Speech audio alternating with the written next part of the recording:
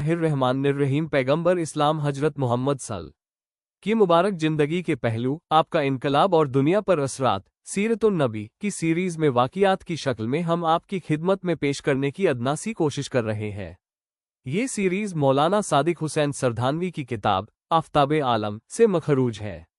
इस्लाम से पहले की जिंदगी कितनी भयानक थी, फिर इस्लाम की किरणें फटती हैं, रोशनी और अंधेरे की कशमकश शुरू होती है। कुफ्फारे मक्का ने जुल्म व सितम की आंधी चला दी, एक एक मुसलमान का जीना दुश्वार कर दिया गया। तरह तरह की साजिशें हो रही है, कत्ल की धमकियां दी जा रही हैं, इल्जामात लगाए जा रहे हैं।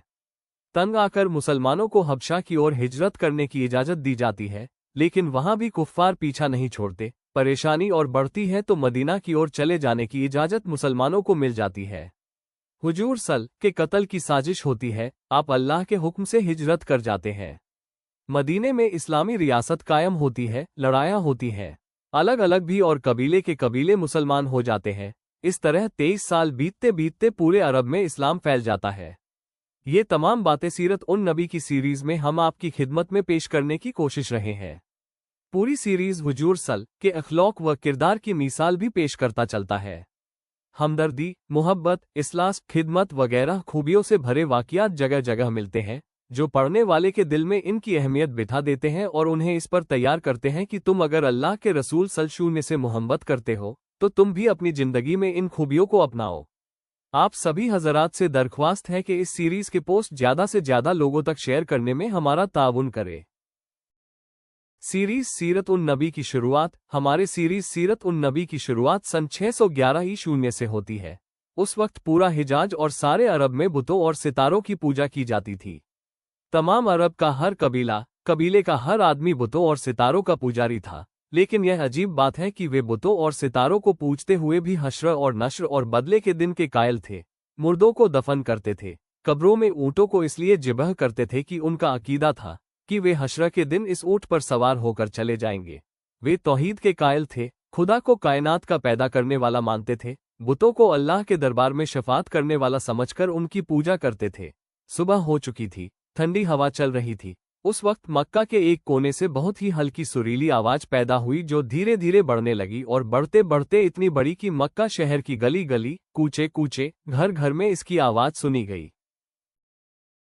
तेज हवा रेत को एक जगह से उठाकर दूसरी जगह फेंक देती है। यही वजह है कि दुनिया की सैर करने वालों को अरब के अंदरूनी हिस्से में जाने की इजाजत नहीं होती।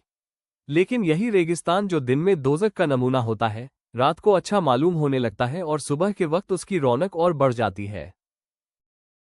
थे और आवाज को सुन सुनकर मर्द और बच्चे बैतुल हराम के तरफ दौड़ने लगे। मक्के की गली कचों में हलचल शुरू हो गई और लोगों के गिरोह तेजी से लपकते नजर आने लगे। सुरीली आवाज अभी तक बुलंद हो रही थी, बड़ी लुभावनी आवाज थी। ऐसा लग रहा था जैसे कोई सुरीला बाजा बज रहा है। लोग शहर के चारों ओर से तेजी के साथ बैतुल हराम की ओर दौड़ रहे थे। वे चमचमाते कपड़े पहने हुए थे और पीले पटके बांधे हुए थे। वे अरबी लिबास में थे। बैतुल हराम यानी खाना काबा बीच शहर में कायम था।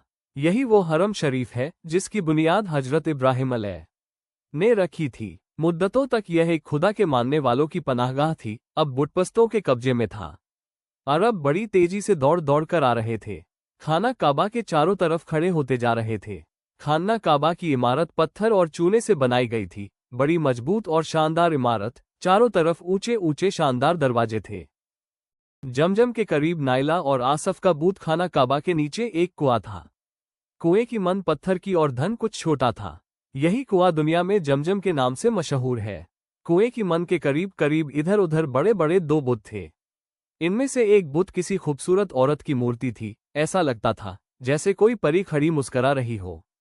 उस बुत का नाम नाइला था। दूसरा बुत एक भारी भरकम इंसान की शक्ल का था।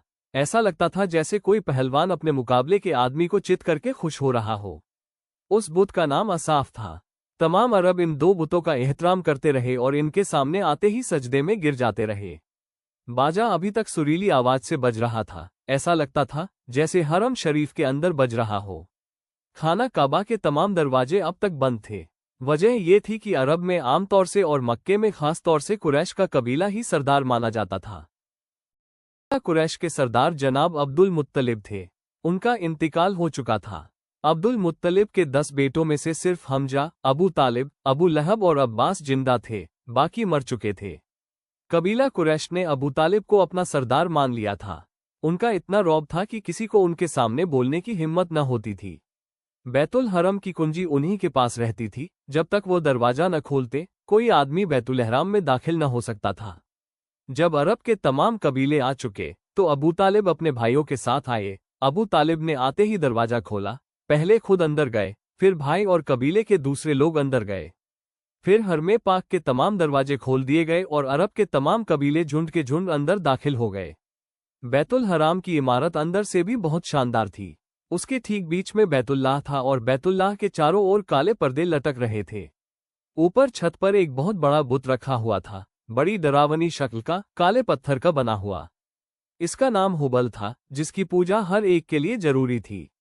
बैतुल हराम में इतनी भीड़ हो गई कि तिल धरने की जगह न रही। हर कबीला अपने अपने चहीते बुतों की ओर दौड़ा। वहां बूत भी सैकड़ों थे। अलग अलग जगहों पर वे रखे हुए थे। अजीब अजीब शक्लों के थे।